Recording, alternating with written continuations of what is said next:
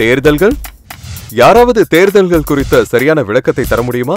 தேர்தல் எதற்காக நடக்கிறது? எலக்ட்ரானிக் ஓட்டிங் மெஷின், மின்னணு வாக்குப்பதிவு இயந்திரம், இது எப்படி செயல்படுகிறது?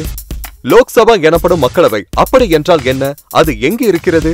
மக்களவைக்கும் தேர்தலுக்கும் என்ன சம்பந்தம் உள்ளது? ராஜ்யசபா எனப்படும் மேலவை, இது குறித்து நான் என்ன தெரிந்து கொள்ள வேண்டும்?